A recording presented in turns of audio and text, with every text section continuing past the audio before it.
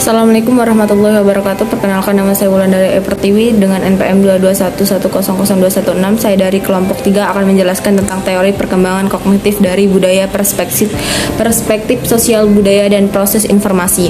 Teori perkembangan kognitif budaya dari perspektif sosial budaya. Proses adaptasi manusia berlangsung terus-menerus sejak mereka masih bayi hingga tumbuh dewasa. Adaptasi dilakukan untuk menyesuaikan diri dengan lingkungan. Bentuk adaptasi manusia berbeda-beda menurut tahapan perkembangan. B. Karakteristik teori perkembangan kognitif de Jean Piaget. Menurut Piaget, pengetahuan bukan merupakan kondisi tetapi proses. Karakteristik dari teori Piaget yaitu epistemologi merupakan cabang filosofi yang mempelajari ilmu pengetahuan. Proses inilah pengetahuan dan kecerdasan berkembang. Satu skema adalah sebuah representasi atau pemahaman dasar yang dimiliki anak tentang hal-hal sekitarnya. Dua, pendekatan tahap perkembangan kognitif Piaget. Menurut Piaget dibagi menjadi beberapa tahap, yaitu tahap 1 merupakan suatu kesatuan ekuilibrium yang berstruktur. Tahap-tahap dalam perkembangan kognitif Piaget akan kesinambungan dengan tahap sebelumnya. Tahap-tahap terjadi secara berurutan. Tahap-tahap perkembangan ini bersifat universal. Setiap tahap perkembangan memiliki prosesnya masing-masing. 3. Tahap-tahap perkembangan kognitif Piaget.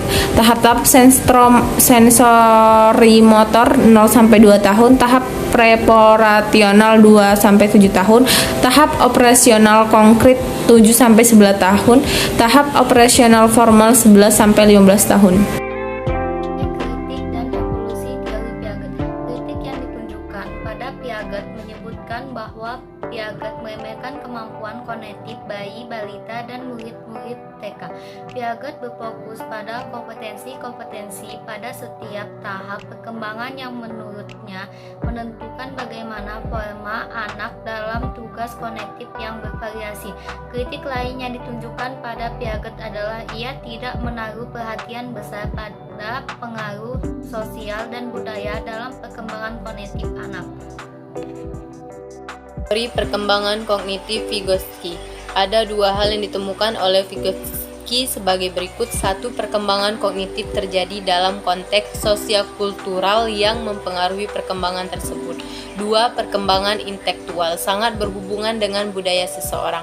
Pada saat yang banyak difokuskan oleh peneliti tentang ide Vygotsky yaitu 1. Zona perkembangan proksimal, 2. Scaffolding, 3. Peran sebagai kakak scaffolding, 4. Implikasi teori Vygotsky, 5. Co-treat learning.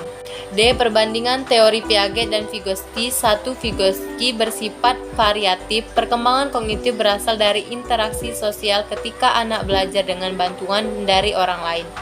Proses sosial yang terjadi dengan adanya interaksi sosial. Peran orang dewasa penting untuk membantu proses belajar.